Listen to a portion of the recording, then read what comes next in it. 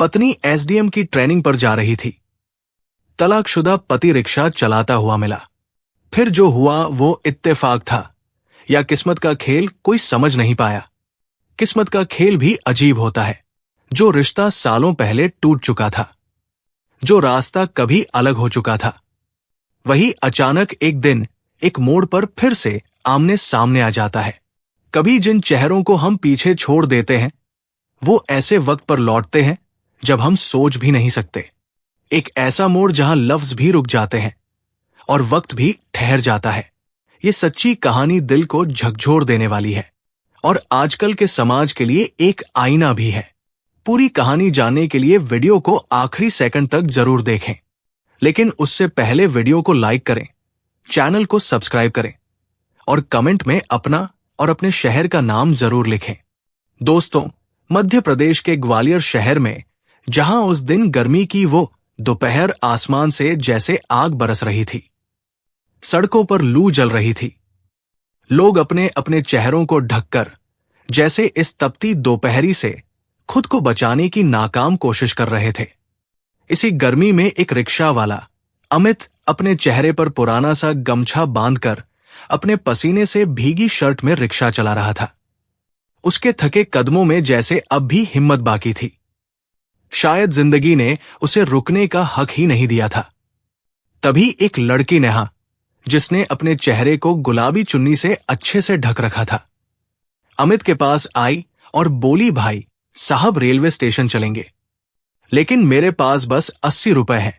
अमित ने गमछे के पीछे से बेहद थकी हुई आवाज में कहा, बैठ जाइए मैडम, 80 रुपए बिल्कुल ठीक है, आप भी मेरी बहन जैसी है।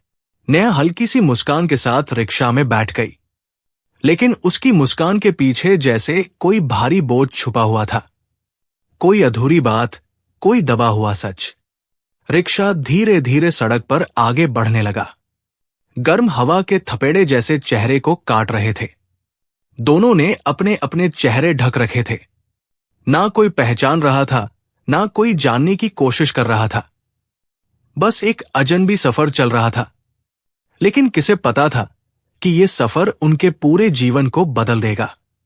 कुछ दूर जाने के बाद अमित थका हारा सा बोला, मैडम बहुत प्यास लगी है, सामने ठंडे पानी की टंकी है, मैं पानी पी लूं तो कोई दिक्कत तो नहीं? नेहा ने बिना देर किए कहा, हां बिल्कुल पानी पी लीजिए, मुझे कोई जल्दी नहीं है, ट्रेन भी थोड़ी देर से है। अमित धीरे धीरे पानी की टंकी के पास चला गया। जैसे ही उसने गमछा हटाया, नेहा की नजर उस पर पड़ी। उसके हाथ से उसका छाता गिर गया।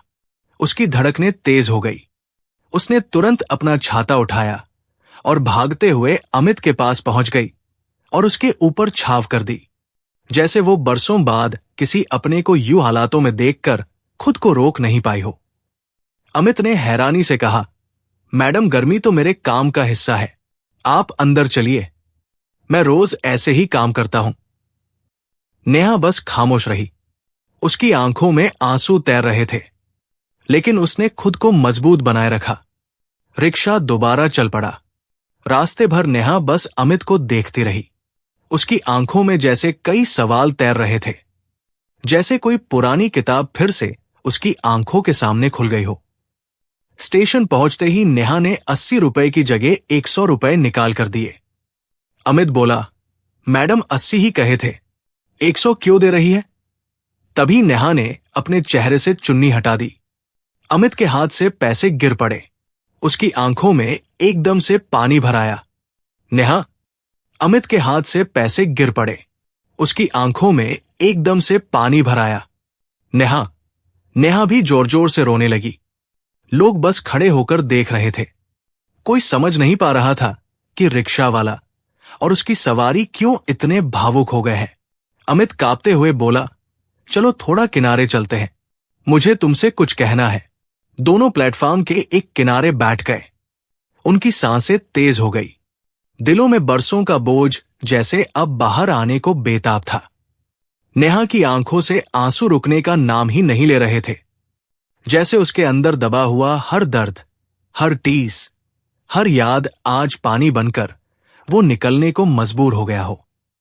वो अपने आंसुओं को छुपा नहीं रही थी, बल्कि उन्हें खुलकर बहने दे रही थी, जैसे इन आंसुओं ने बरसों से उसके दिल में अपनी जगह बना रखी थी। अमित कांपती आवाज में बोला, नेहा तुम इतने सालों बाद, लेकिन तुम यहां कैसे?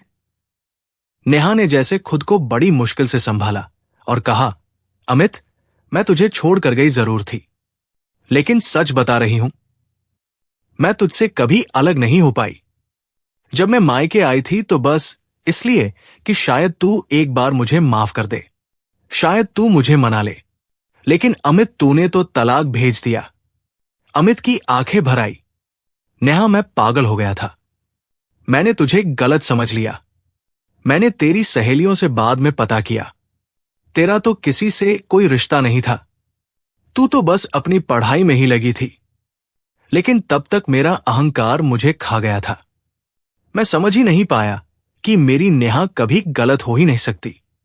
नेहा की रुलाई जैसे अब उसके कंधों से फूट रही थी।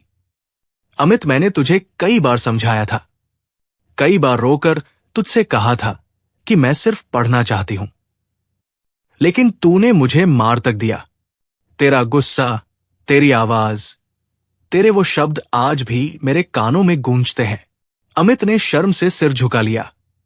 मुझे माफ कर दे नेहा, मैंने तुझे जो दर्द दिया उसकी कीमत मैंने अपनी पूरी जिंदगी से चुका दी है।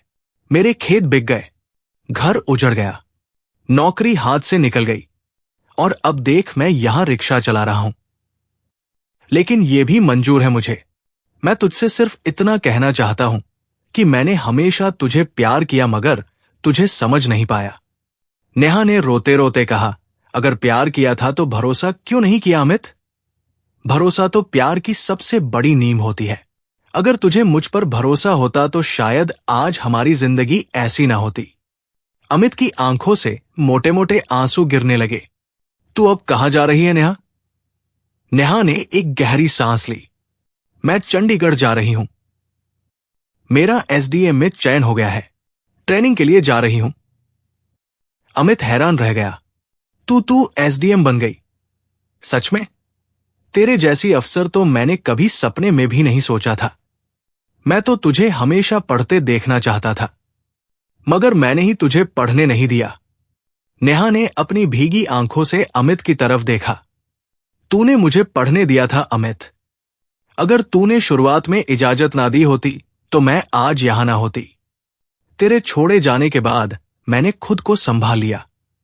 मैंने पढ़ाई की, मेहनत की, खुद को साबित किया, और हां, मैं आज भी तेरी हूं। मैंने किसी और से शादी नहीं की। अमित हैरान था। उसकी आंखों में जैसे फिर से जान लौट आई थी। लेकिन अब मैं क्या हूं नेहा? मेरे पास तो कुछ नहीं बचा, ना घर ना खेत।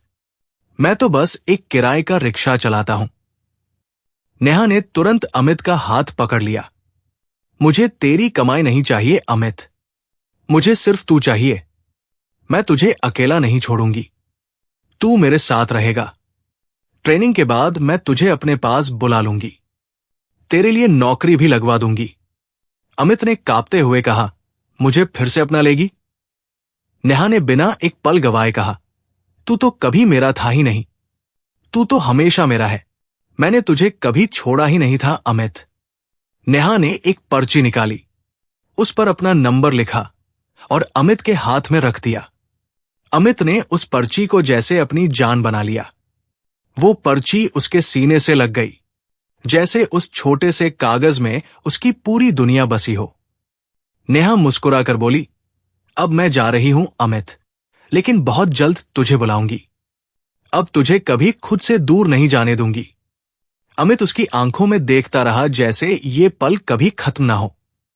ट्रेन प्लेटफॉर्म से धीरे धीरे सरकने लगी थी।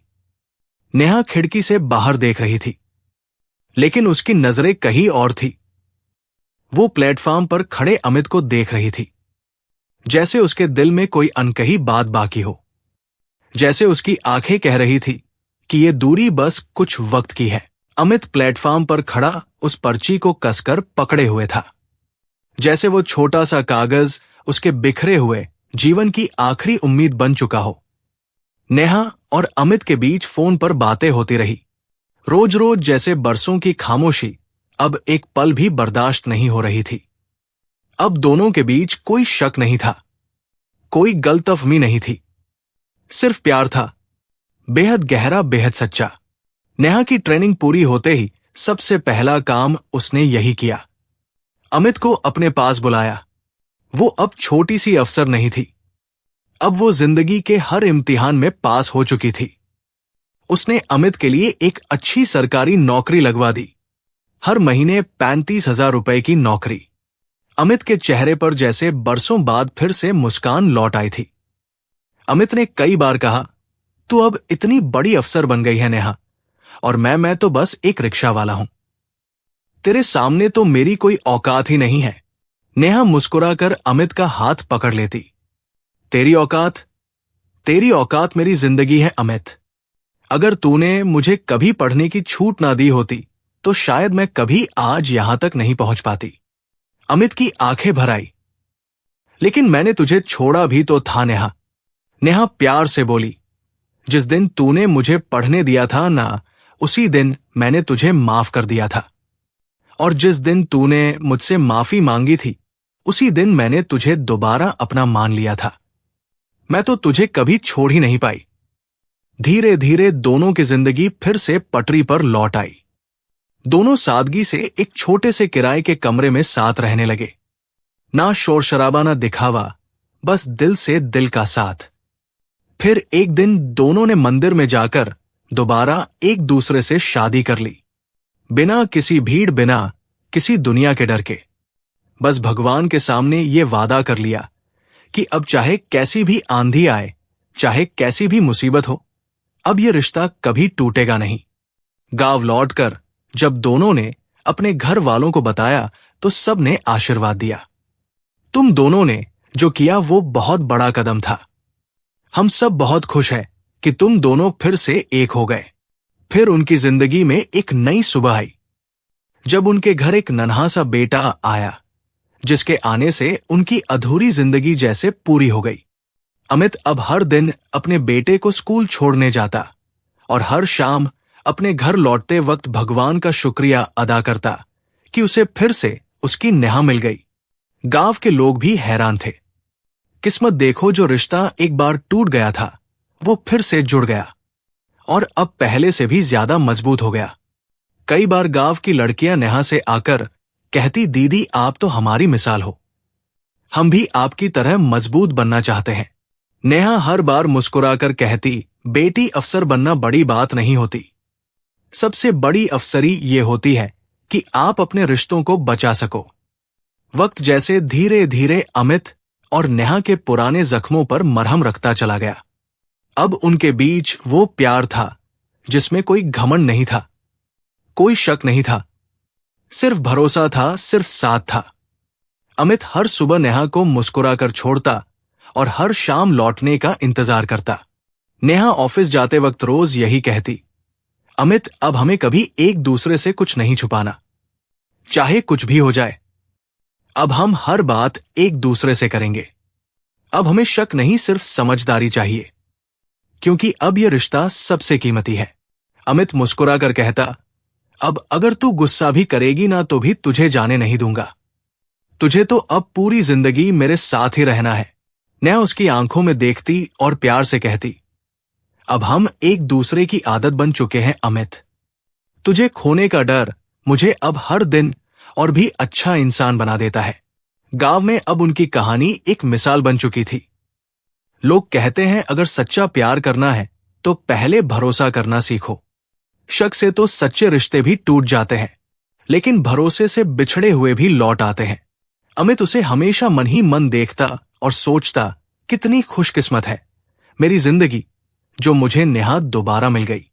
दोनों एक दूसरे के बिना अब एक पल भी नहीं रह पाते थे। उनके बेटे की हंसी अब उनके घर की सबसे प्यारी आवाज थी। सच में दोस्तों, किस्मत कई बार आपको वो चीजें भी लौटा देती है जो आपने कभी खो दी थी। लेकिन ये तभी होता है जब हम अपने दिल से माफी मांगने की हिम्मत रखते हैं, जब हम अपने झूठे घमंड को छोड़कर किसी को अपनाने के लिए झुक जाते हैं। क्योंकि अगर आप किसी से सच्चा प्यार करते हो तो छोड़ना कभी हल नहीं होता। इस कहानी से हमें यही सीख मिलती है, रिश्तों में सबसे मजबूत चीज प्यार नहीं होता, सबसे मजबूत चीज होता है भरोसा। अगर भरोसा टूट जाए तो प्यार भी बिखर जाता है, लेकिन अगर भरोसे को वक्त, समझदारी और धैर्य से संभाल लिया जाए तो वही रिश्ते पूरी दुनिया की सबसे खूबसूरत चीज बन जाते हैं। अब आप मुझे बताइए दोस्तों, क्या आपको लगता है कि अगर अमित वक्त रहते नेहा की बात समझ लेता तो उनकी जिंदगी इतनी मुश्किल होती? क्या आपने कभी किसी को गलतफहमी में खो दिया है? क्या भरोसे की कमी से कभी आपको अपने रिश्ते में ऐसा नुकसान हुआ है? अपने दिल की बात कमेंट में जरूर बताइएगा। आप सभी के जवाब का दिल से इंतजार करूंगा। और अगर कहानी ने आपके दिल को छुआ हो तो वीडियो को लाइक करें, शेयर करें। हमारे चैनल कृष्णा स्टोरी को सब्सक्राइब जरूर करें ताकि हम आपके लिए ऐसी ही सच्ची और भावुक कहानियां लगातार ला सके। मिलते हैं अगले वीडियो में। तब तक खुश रहिए, अपनों के साथ रहिए और रिश्तों की कीमत समझिए।